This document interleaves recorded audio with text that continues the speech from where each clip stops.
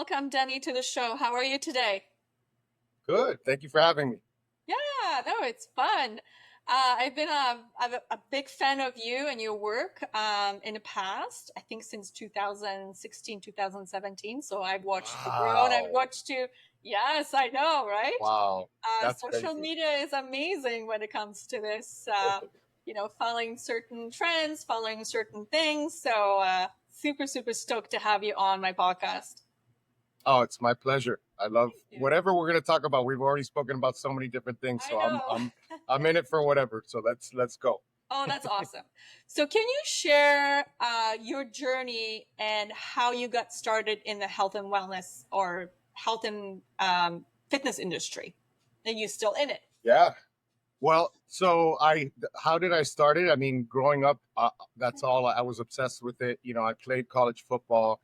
I was, I loved my strength and conditioning coach in college, so I was always obsessed with the performance side. And then as I got older in grad school, I started to get into the nutrition side too. Um, not that I didn't, not that I wasn't into it like in high school, but I just followed what my coach said at the time. And it was like, typical old school, steak and potatoes and oatmeal and, a little bit of everything. But it helped me get big. It helped me put on muscle and I was disciplined with it. Um, and then, in grad school, got into, didn't really do much of nutrition, but I did.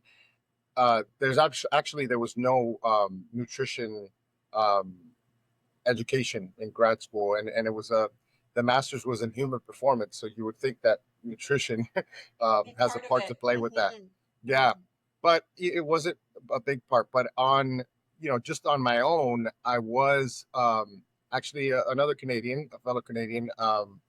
What is his name? Precision Nutrition. I forget the name of the guy. PhD, really good guy, sensible. I guess if you had to simplify it, it would probably be, kind of a zone-ish type of diet, but it was basically like, yeah, like 30, 30, 40, higher protein, mid carbs, mid fat. And I I played football in college, and then when I graduated and years later, found myself doing CrossFit. Then that got me excited because paleo. I learned about paleo, and I really started to look at my food choices and the sources of the food. And then I did powerlifting and threw everything out the window and just ate junk for a few months, and then started to feel that pain. And so I cleaned that up, but I was bigger, and I had done powerlifting for like 3 years and done really well with that. And then finally in 2016, I had to pull out of my last meet. It was March of 2016. I had torn my meniscus on my left leg, and I just went on a diet. And at the time, my buddy was a bodybuilder, and I was like, you know what, put me on a diet. And I did a bodybuilding diet. I got really lean. It was miserable though, low fat, and I found myself like with some really bad disordered eating tendencies. Like I would eat, I would get a cheat day, and then that would turn into a cheat weekend. And finally, like I remember saying on Memorial Day of 2016, like, man, this has been like 3 or 4 days of just binging and eating like crap. I feel terrible. I'm lean, but I feel terrible. And I always had a buddy in my ear, just like, hey, you should try keto. You should try keto. And I was like, sounds ridiculous. No carbs, no. But what did I have to lose? I had already hit my goal. And, it turns out like keto worked amazing for me. I started in June of 2016 and did it for about 10, 11 months. Actually, no, 14 months until August of 2017 when I just tried carnivore. And, it wasn't keto or carnivore, it wasn't like, what they are now. But, I just started to learn from Amber O'Hearn and a few other, OGs in the carnivore space that were putting this idea in my head that like, wow, maybe I don't need vegetables to like hit my, cover my nutritional basis. And, obviously I am in a much more balanced place now. My typical everyday is carnivore. Like, so for example, this morning actually this morning, no, I did have a sandwich post workout this morning for my breakfast because it was fast. But for lunch, my lunch was basically a chuck eye and a burger patty. And now for dinner, I'm having two ribeyes. So, I had a little bit of carbs post workout, but so of course, having been out of I was a head strength and conditioning coach for VCU basketball after grad school, and but I had gotten away from that, and I had been in medical device, done that for like about 10 years, and you know, kind of reigniting my passion for nutrition. I started a podcast with my buddy Brian, the ketogenic athlete, and then after that, years later, I started the Fat Fueled Family podcast. Did that for several years, and yeah. So, what did I focus on? I usually focused on two major things: performance, like sports performance, and like how can you use keto as an athlete in the off season or in season, and then also how can we improve our metabolic health and our family's metabolic health. And it was all kind of wrapped into one big package where it's like the parenting, the education, the nutrition, and the fitness and the mindset. Those were like the five aspects of it.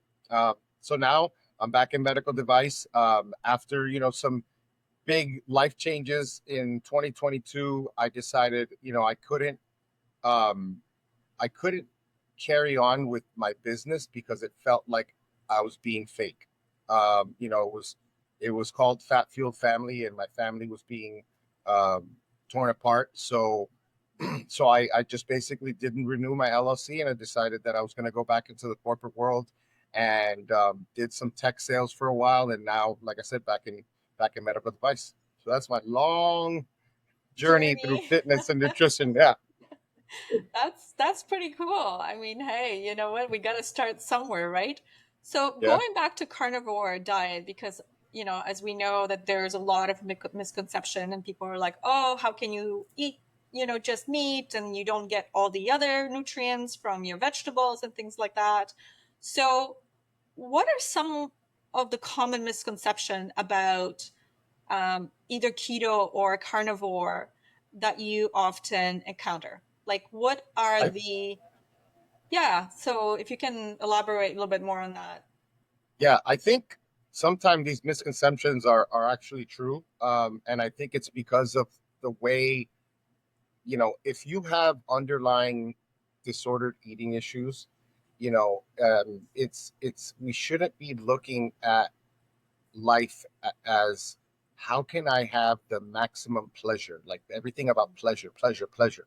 So what you see a lot of the time, and I agree, we shouldn't be having a keto diet where all we eat is bacon and cured meats and sausage and things like that, Yeah, because packaged that's foods. unhealthy, Yeah, yeah, and especially and, eating and bacon all the usually, time, right?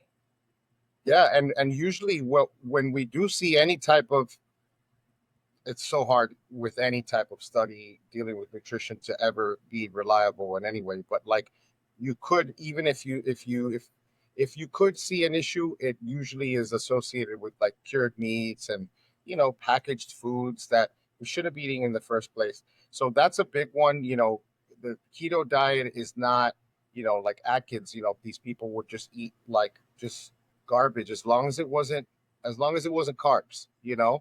And the other thing too is like, looking at things from a net carb standpoint. So like, you'll get a lot of marketing where they'll say 5 net carbs, but there's all types of fibers and sweeteners in there that could Right.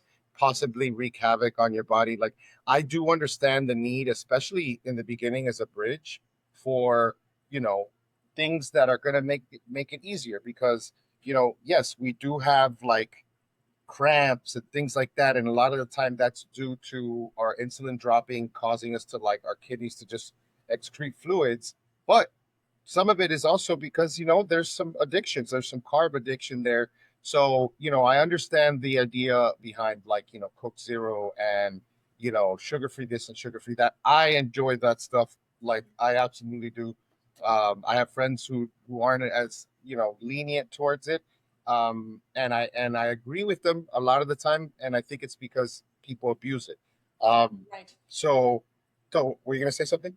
Yeah, so I also think that the marketing is really it caught up with this whole carnivore and Oh the yeah. keto, and it's like again, you look at the you can look at the back of the box and you see everything. It's like, yeah, it has 13 grams of carbs and it's wheat, but then it's got that insulin in it, that or whatever, the fiber in it, that And the fiber, yeah. that's it. You're right. So it kind of like it's very confusing, I find it, for a lot of people. So I always say, as a holistic nutritionist, also to tell people, like, you know what, just eat real food.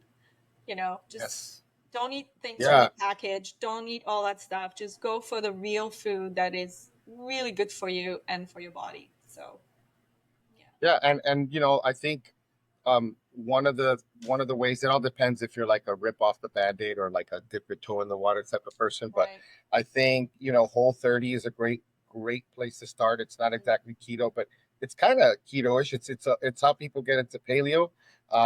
And I just think that's a really good way for people to start, because it really gets people to focus on the quality of the food Right. versus just looking at macros, like keeping your macros under a certain number. Yeah. The other thing too is like people need to eat. So like you have so many different types of people. You have like the undereaters who are chronic dieters who have really bad issues with, leptin resistance, and just their metabolisms are super slow. But then you also have like the people who are the overeaters. I've noticed a lot in my experience with the people I've worked with that um, just getting them to focus on protein is so helpful, because if there's anything that you should track your protein, for Right. so like if you're trying to, let's say your goal body weight is like 85 kilos or 100, whatever, 175 pounds, whatever that may be, you know, try to get as close to that number in grams of protein. And it doesn't have to be in 2 meals. You could try it in 3 meals or 4 meals Right. if you have Yeah. to. Spread it out throughout the day. Yeah. Yeah, yeah, What's and your you'll thought you'll be on more satisfied. yeah, what's your thought on intermittent fasting? I did it a ton in the beginning. Just like my journey with nutrition, I think as I've gotten older, there's a lot of things that I've changed. So, for example, like I noticed that I'm more sensitive to stress, and maybe it's also because I'm aware of the stress, and well, but I think it's also I'm more sensitive because I'm older. Yes. So so We do like, become a this little bit more sensitive when we get older. oh my gosh, yeah. And if there's any like, peri and menopausal and postmenopausal all the way through, like they will feel it more. And someone like that, if they're going to intermittent fast, I wouldn't do it on days that I train. I would make sure that the rest of my factors in my life that could be stressful are kept in check. So it's not like, you're not doing like lower, super low calorie diet, low carb diet, and doing cold tank and sauna and intermittent fasting, and then not even worried about their sleep, not getting good sleep. um just one thing that I learned with like my whole deep dive into leptin, like in 2022, which I was so fascinated with, that was, if we look at leptin and cortisol, like leptin is lowest in the morning, cortisol is highest in the morning. Even if you don't eat carbs, you will have a little bit of an insulin response from a meal in the morning, which for the purposes of cortisol is a good thing, because leptin and cortisol have like, or not leptin, insulin and cortisol have an inverse relationship. So you get that high protein with some fat meal in the morning. You're going to bring down those cortisol levels. If you're that person who wakes up and tired and groggy and goes to sleep tired and wired, that's because it's been so many weeks and years of like, you know, just pushing that cortisol to the limit, and then it drops to the floor in the morning. And then as the day goes on, it gets higher. So, I would definitely suggest like having, if you're going to intermittent fast, do it an early window. So like have like a 7, 8, 9 a.m. breakfast, and then finish your meals at like 2 or 3, versus a skip Your breakfast and go to breakfast and lunch. then go into dinner Yeah. late at like 7 or 8 p.m. Right.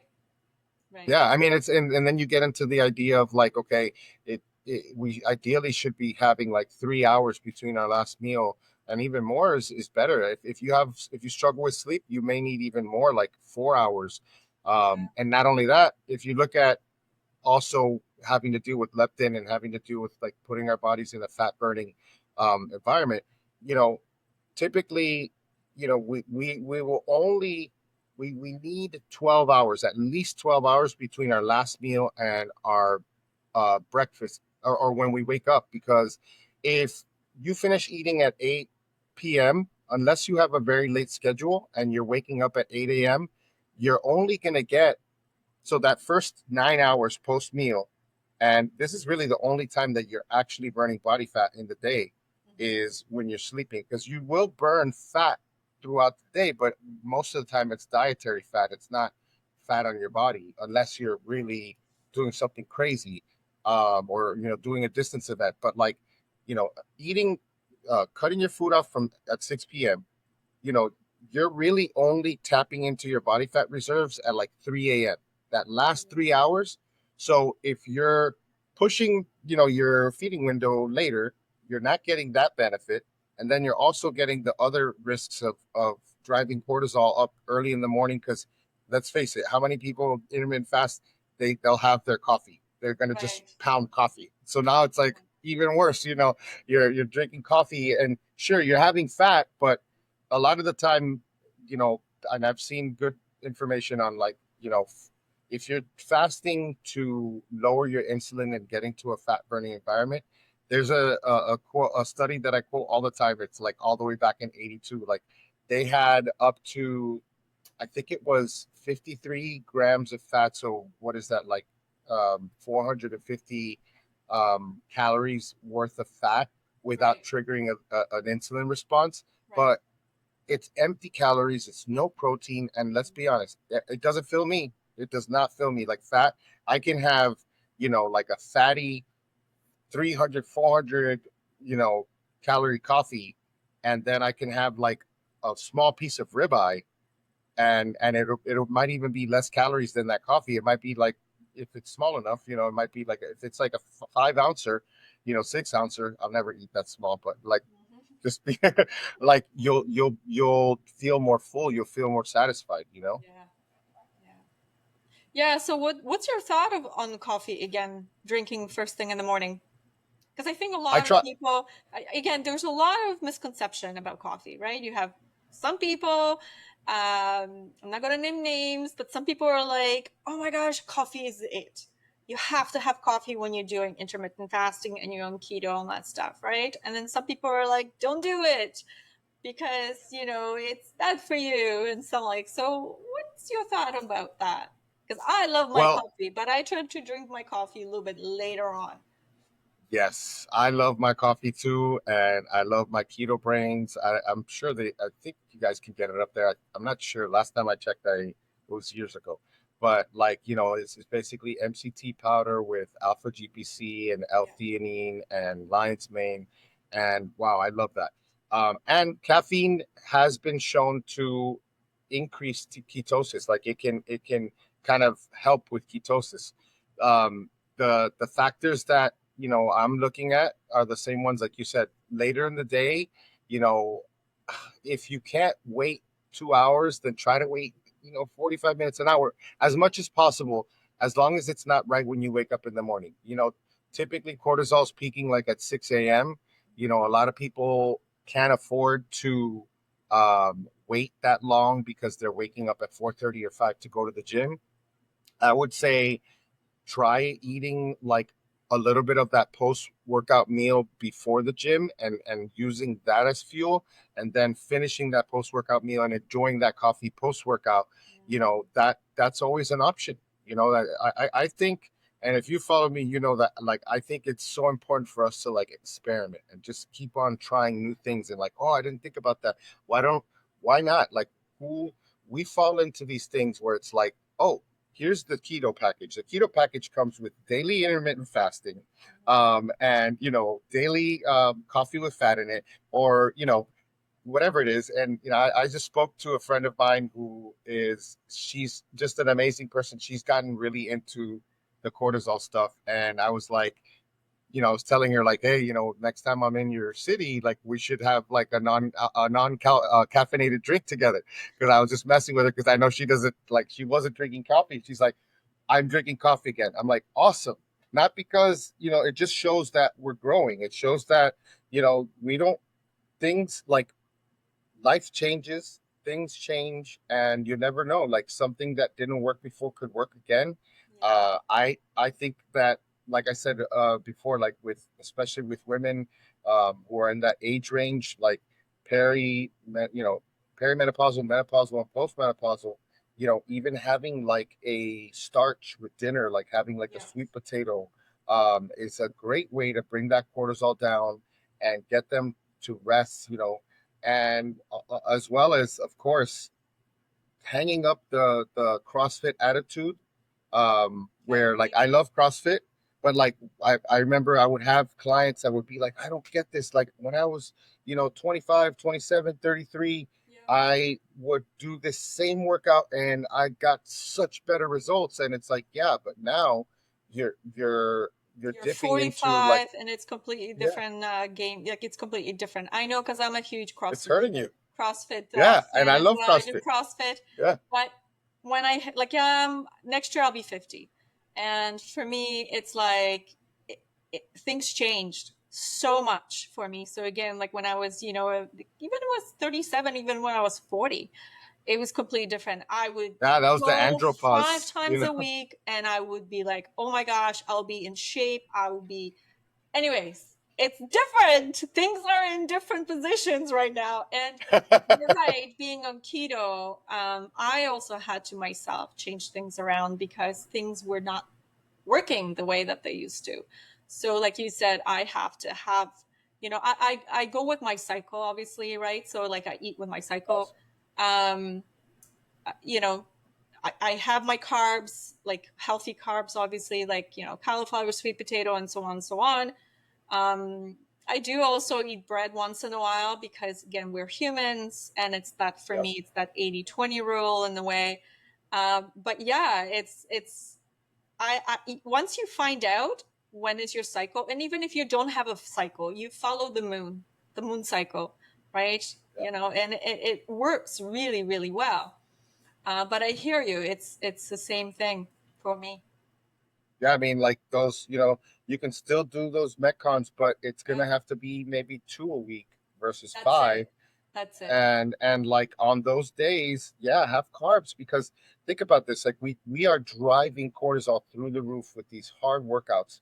And then we're telling our bodies, guess what? I'm not gonna give you any carbs. Yeah. Like what's gonna help bring that insulin down or bring that cortisol down? A nice little insulin spike will Mhm. really help with that.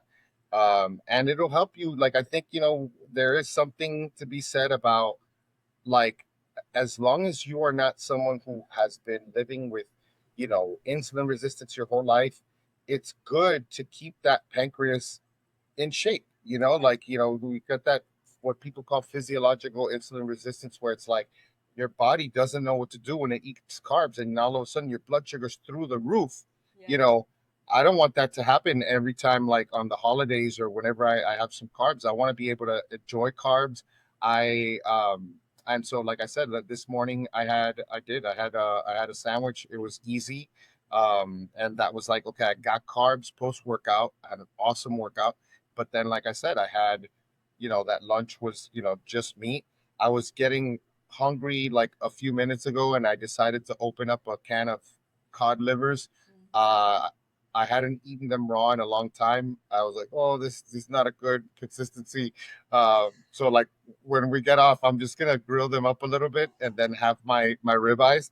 But yeah, like be adaptable, and you'll be so happy and so surprised because our bodies, you talked about the moon cycles. We talked like there's yearly cycles, there's seasonal cycles, there's long 7 year cellular cycles where like our that's like kind of our cellular lifetime where we're turning over our cells over 7 year Right. period. So And this is all what's of these things are beautiful about cyclical. this whole thing is just we Yeah. are all so different.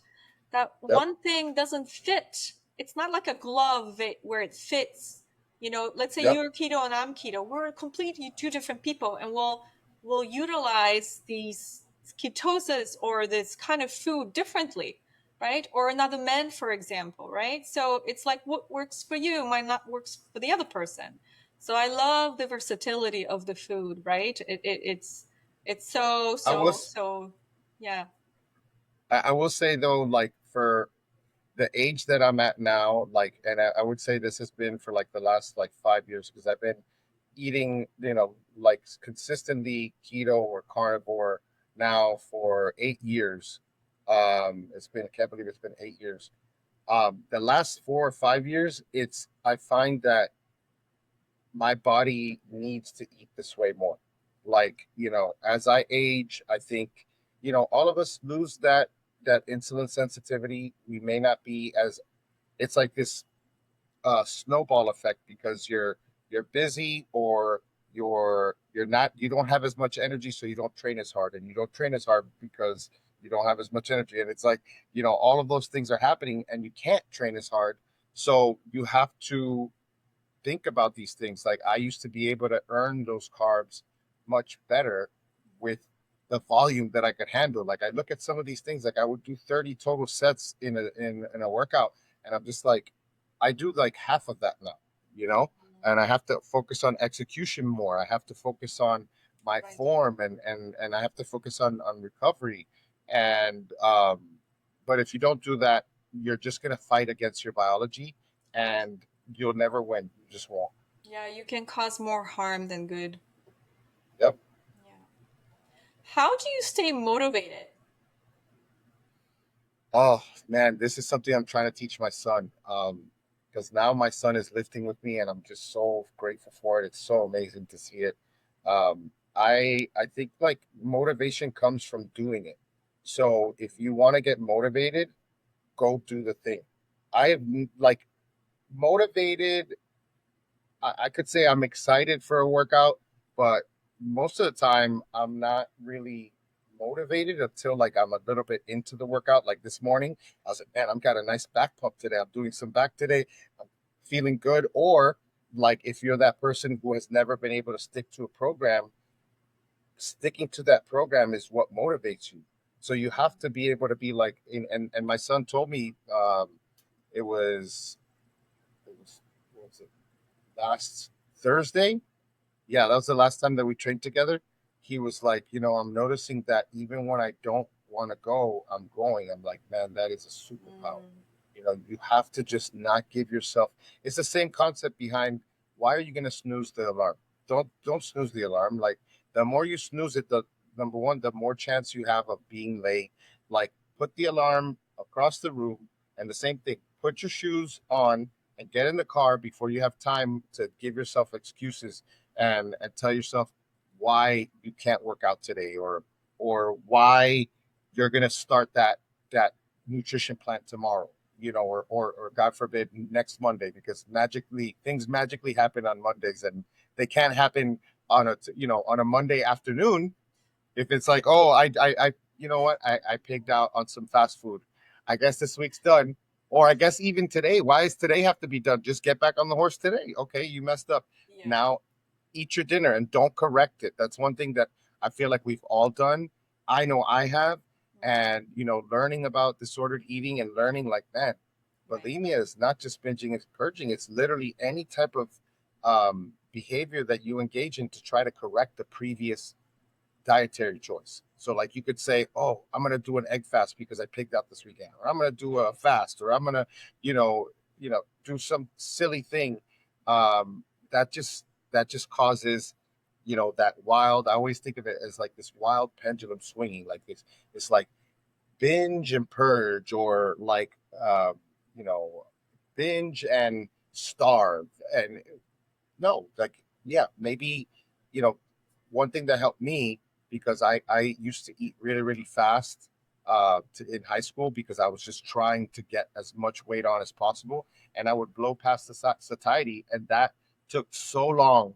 And combine that with the fact that my mom would never let me not finish my plate. And I promise you, it's only been like 6 years ago that I realized, and I was like, oh wow, I don't have to finish this plate. I could leave it. I could stop here, you know? So like those things I think are, it's so much more, it's so much more worthy to learn how to do that. Um, and try to instead of that like wild pendulum, it's like that, okay, let me practice some intentional eating. I'm not doing this. I want to know, Danny, why do you want to eat right now? Is it because it's your mom's pie that you love it and it's nostalgic? Is it because it's a social event? Is it because it's 12 o'clock p.m.? Even if you're not hungry, but it's 12 o'clock p.m. All those things are not telling us whether or not we should eat. They're just helping us understand and get a better idea of like, man, what are my tendencies? Oh, I'm eating because of stress right now. Yeah, Right. you're damn right. I'm eating because of stress. I'm stressed, and I'm gonna eat some food because I'm stressed. Give yourself that grace, but at least ask yourself that question. Because I think it's that lack of intentionality and that lack of conscious thinking around Yeah. your eating and stuff, that's what causes like, what happened? What did I do? Like, I was out like 10 minutes, and all of a sudden, like the aftermath, it's like cookies and chocolate and Yeah, this, I and it's know. like, But we are on such a autopilot sometimes. yes, yeah, It's like 8 o'clock, 12 o'clock, 3 o'clock, 6 o'clock. You constantly eat, and it's like constantly opening up the fridge, and doing this. It's like you're talking about the conscious eating. I think it's so important to look into this and really realizing of why am I opening up the fridge when I'm not really hungry? Maybe I'm thirsty. Maybe I should be consuming more water than just eating another meal where just an hour and a half I had something to eat, right? So those are yeah. very, very important points, to think about. And I will say one more thing that I've done in the last, like, I would say last 3 years, that it has worked great in my life and in the clients that I worked with, was an indulgence bank. Like, I don't like to call it cheating. I don't like what the word cheating does to us psychologically, but I do like to indulge, and everybody likes to indulge. And so, if I have like a month and I have this indulgence bank that magically gets replenished every month, I got 4 withdrawals that I can make if I want to, and I'll do that once a week. And that once a week, I'm going to indulge, and the only rules for that meal, and it's one meal. It's not a day. It's one meal. There is no rules. Have the burger with the bun and the fries cooked in the seed oil. I don't recommend that, but and then have, like, the endless chocolate sundae, and then be done. Because chances are that you're gonna have 15, 20 meals in that week, and that's one meals out of Right, that's like 5% of your meals. It's very, very little. right, It's a right. very But there's no small need amount. for punishing yourself because I think a lot of Yes. people too really put the emphasis of beating themselves up for, not having that ice cream because they're so afraid that they're going to ruin everything. That like, I work with women, older women as well, and lose weight and weight loss and things like that. And I've seen that a lot, that women are very hard on themselves when it comes Yeah. to that, and for me, it's like, it's okay, as long as you don't have the whole bucket of, a liter or, like the whole thing. I'm like, that's okay, but you can have a couple spoons. It's not going to hurt you. It's okay. You have to enjoy Yeah. life at the end of the day. Yeah. And I think, like, just try to remember the fact that you are not a bad person because That's you it. made a poor dietary decision. Like, it's so weird for us to condemn ourselves, you know, for doing something that, yeah, there may be an issue there that we're trying to address with food, for sure. But, it's just it's not a moral issue. It's not effective. It doesn't help. And if you are the type of person that, you know, all of a sudden, you have like an indulgence, and then you find yourself like 3 days later, you know, looking up and gasping up for air, because you've gone, let yourself go for 3 days, then that's something that maybe you should talk to with the therapist, like, Right. talk to someone about that. That's not something that you can fix with just a better food plan. That's something Right. that we have to get under. You have to get into the root cause of that. Like, and as you know, and I just hear it by the way you speak, like, a lot of that stuff is coming from our childhood. A lot of that stuff is Yeah. coming from trauma, and it's just that inner child that was, well, however that inner child was hurt, that inner child gets that control and That's it. asserts control with that behavior. And it's going to be hard until you can address that and be able to move on. It's going to be very No, I hard, agree. you know Plus, even with food you also trying, is very energetic. It has energy. So let's say oh if you yeah, keep on telling yourself that this McDonald's burger is horrible, it's really bad for me, I can't have it. Well, guess what? It will be bad for you. But it'll let's be say there's so bad. nothing Yeah, else to eat and you have to have that burger. You're not going to tell yourself, oh my gosh, I can't eat it because it's really bad for me. It's going to cause issues. No, you have to eat it because you're hungry. You have nothing else yeah, to eat. Well, yep, yeah, it's gonna, maybe not the best thing, right? The seed yeah, oils and all that stuff, but it's food. You're eating it, and it's yeah, okay. So it's yep, also the mental capacity of what you think about food. How do you treat food? So I think that's a huge also role in how we see food. It's like you go to yeah. Italy I and don't or, know. or Spain or anything like that. People enjoy their food. It's a Yes, social event thing, right?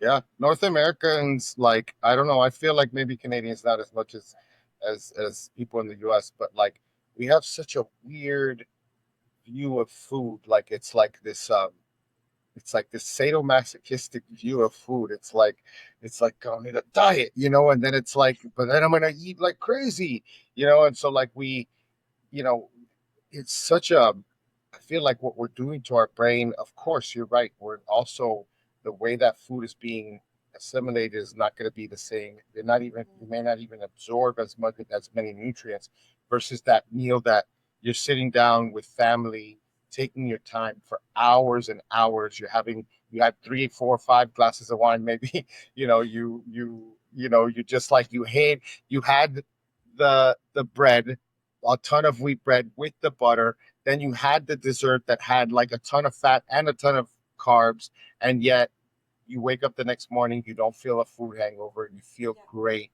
Of course, there's also better sourced foods, and but like I think it's a big part of, like, you know you see people walking down the street, grab a bagel, grab a sandwich, boom, and you're just eating, and you're just in that sympathetic tone, Mhm. and you're in fight or flight, and you don't even know it. You may not even It may not be like a high sympathetic tone. It may just be enough to where you are just like, it's just that low level stress that you're carrying throughout the day that is not enough. You're not able to bring yourself to parasympathetic enough to where you can digest the food, you can burn Yeah. the fat, Yeah. you know It's so so true. Very, very true. I love talking about all that stuff. It's so important oh, to me pass too. on this message. But again, it can be so overwhelming for some people. Um, like yourself and myself, we've been sitting in this whole nutrition for quite some time, for a very long time. And, even I sometimes, when I read certain articles, I'm like, huh? I'm like, what? I just have to reread I it missed again. I'm something. like, doesn't make any Yeah. sense. I'm confused. So, I mean, Yep. for an average person, it could be very overwhelming when it comes to nutrition, and it's hard. So, I hope that this message that I'm trying to perceive here will go out there, and people reach out to people like yourself, myself, and whoever to ask for advice, because I think it's so important. And again, like in my approach, always is what my, let's say keto works for one person, again, might not work for someone else. So I can't put all my clients or keto, especially women, because we are also different and our cycles are different, and our perimenopause, menopause is in a different stage of our lives. We're all on different journeys. We're all do different things. So it's quite fascinating to do this. I love it. I think, the main thing is that people need to like really know themselves, try to learn like who they are, learn like what motivates you, learn if you're like rip the band-aid off and just cold turkey or That's it. ease into it. Learn who you can resonate with so that you can actually hear the messages because a lot of people Yeah. are talking about the same things. We just deliver it in different packages. We Yeah. even the way we look, can make someone just be like, oh, that doesn't know what he's talking about. It's different for you to tell a woman you need to eat more meat than for me to tell a woman you need to eat more meat. They'll just be like, oh, you're just a meathead. Of course you're gonna tell me to eat more meat. You don't know what it is to be a woman, blah blah blah. Right. But when you're saying, you know, listen, like this salad only crap is not it's not it. Like you need to get some more meat. And guess what? Red meat. Don't just tell me Yes. chicken and fish. It hits different when you do it Yeah, versus no, me. I agree. You know, I agree. What role does mental health play in an overall fitness industry, for example, because you've been in the fitness industry for quite some time? And how would you address that? gosh, I think that is most influencers have mental health issues. Like most people who are in a position to teach others have mental health issues. I think we're all kind of like mind controlled in some ways. The way that we're raised. The way that like culture is created, not really by us. And so what I mean by that is like people are being shown how things should be and they just default into that. And so like this diet culture is a very unique thing to the United States. Like we have now we've spread it throughout the world to some extent to the more developed places, but I think mental health is huge. I used to say though, like I remember my buddy Mike Mutzel asked me, like he was in my house and we were recording a podcast. It was like 2017 or 2018, and he's like, what do you think comes first? These deep insights into your mindset and your mental health, or the food, fixing the food. And I still to this day think that you got to get a hold of your food, not in as simple as a way as possible, because you have all this background noise from the blood sugar up and down, from the inflammation, from the aches and pains, from possibly having some mental health issues from maybe some plants that I don't get affected by it. I do get affected by a few things, but I don't have the same issues, the anxiety. Some people get anxiety, some people get depression. So Right. I think you got to clean up the diet first, but then you have to understand that like you what you may be thinking or your thoughts are kind of like mostly this repetitive thing that you've been doing, and it's good to get to talk to someone. And I've done that on and off like for the last 6 7 months. And sometimes the person's not worth much. They're not helping you. Sometimes you could tell they're not listening to you, but Right. sometimes just saying what's on your mind to another human being and trying to uncover and not lie to yourself about the world you live in, and the way that you perceive the world, I think is so helpful, because a lot of these behaviors are habitual. They're not, the things that like have been wired in, and you can only kind of pull those wires apart and rewire that if you're doing like other type of work that goes beyond the way you eat. You Mm. have to be like trying, even just trying to write your thoughts down, like journaling, Right. um, all of those things I think are so important, because if not, you know, just ask yourself this, like, what does your typical day look like? If every day looks the same, that's not good. I mean, I understand the importance of like, of having, you know, um, discipline and having schedules. But like, if your day is wake up, eat the same thing, go to work, sit in the box, come home, eat, watch TV, go to bed, Right. Like And then these are repeat the the type of same things. thing the next day. Right. Right. Yeah, and not getting out there, and it's a lot easier not only with the social media, but then also 2020, we basically became atomized, like that Mm, social atomization, where it's like I spoke about that at one of the last conferences that I spoke at, like before, actually it was 2022, talking about like we're more connected than ever and we're more disconnected than ever. You yeah. know, you if you live in a city, you can easily, like, you might have that person that you go to at the coffee shop, but you don't know their name. You say hi to them, and that's about it. And then you sit in the same place, the same bar, you know, same people around you, but you're not even talking to them. You eat your microwave dinner, or it's just like, but you're on the phone scrolling the whole time, and you're Yeah. laughing with friends, but you're not getting that that vibration. You're not getting that interchange, that exchange of like energy that you get from hugging someone, speaking to someone, looking them in the eyes, being outside. So I know I'm just ranting now, but like these are all things that I'm really happy to see in the last couple of years. A lot of people have been focusing on that. Like, yes, let's talk about what's the perfect macro ratio.